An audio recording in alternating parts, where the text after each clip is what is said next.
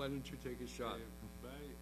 Okay, this is a very, very profound topic, of course, because there are so many different aspects of democratization, but since it is the currently most hotly debated one, I'll take the Kurdish opening. And we have talked about it. I am also among those who found the initiative insufficient, and there's no question that it has faltered since its initiation. So far it hasn't gone anywhere, to my great disappointment.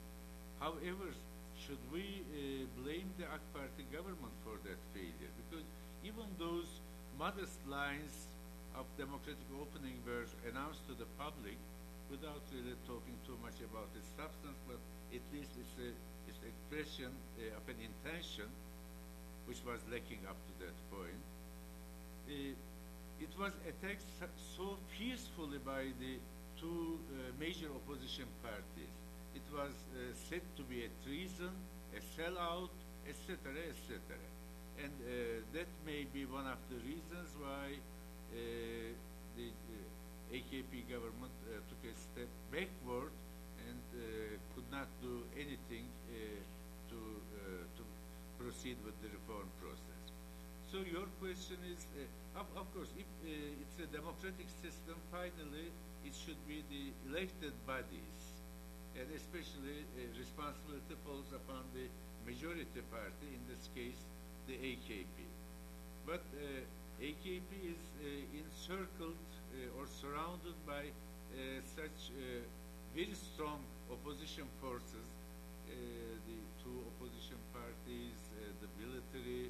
The military is obviously very sensitive about the Kurdish issue, a major part of the media, etc. It is very difficult to take further or more courageous steps. We'll see. It's a wait-and-see situation as far as I can see. And this is also true for the other aspects of democratic opening. For example, last year the government, or the governmental majority in parliament, passed a law improving the status of a non-Muslim charitable foundation.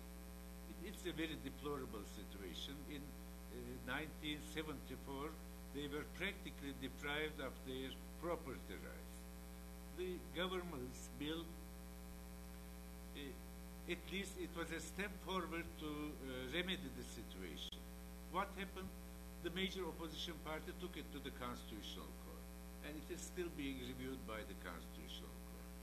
So you must realize what kind of obstacles we have to fight with in Turkey to proceed with the democratization process. It's very easy to blame the government party. I agree with Henry that they are not the embodiment of a liberal ideology, but there is something as lesser evil or second best in politics and in every aspect of life. Compared to the attitude of the two major opposition parties, yes, I would consider the AKP as a liberal party. Metin and Henri may want to comment on it, and I'll ask you in just a second. There is one aspect of this which I think of the Kurdish opening that deserves some attention, and that is when the AKP solicited the views of many different parts of society, the diversity of views and the openness and in some way the radical attitudes of some of the responses were, for me, quite astonishing, because 5 years ago no one would have been willing, quite frankly, to make some of the statements that many people now made openly.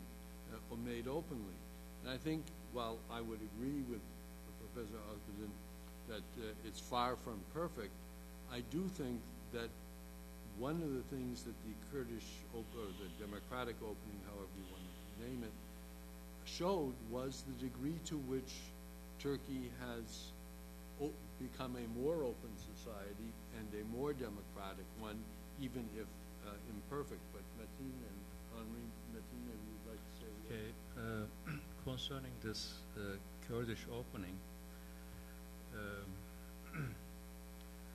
first of all,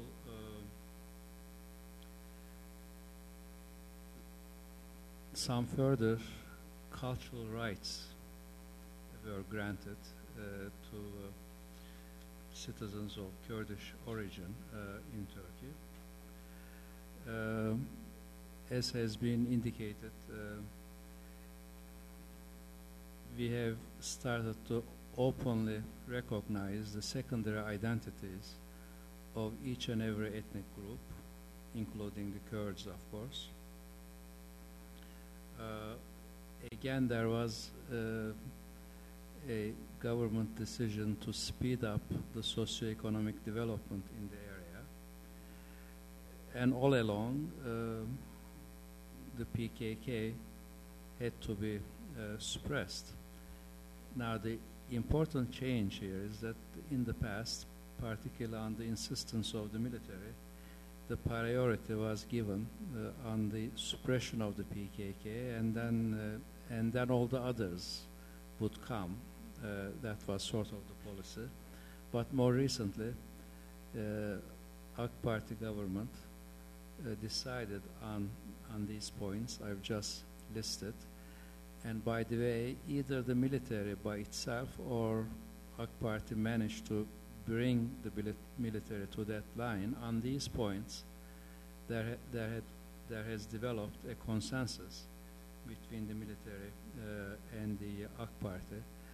But Turkey has so many problems to deal with, and as Professor Özbudun has pointed out, the AK Party is surrounded by all kinds of obstacles. The opposition parties in Turkey think all their job is to oppose and nothing else. They don't come up with any alternative policies. And now the guardianship role in Turkey has been taken over by the judiciary from the military. By the way, I would like to take this opportunity and point out that when we are looking at these statements made by the chiefs of the general staff, we have to take into account two things. First of all, the very context in which those statements have been made, and secondly, who the audience is. Now, when one considers, for instance, various statements made by Büyükanıt, we should not forget that Büyükanıt was chief of the general staff between 2006 and 2008. It was during those years that the secularists or the laicists sort of lost the last castle of theirs, sort of, or well, I shouldn't say last, one before the last. They felt they lost the presidency. And it was also during that period that the votes of the Justice and Development Party increased from 34 point plus to 46% of the votes.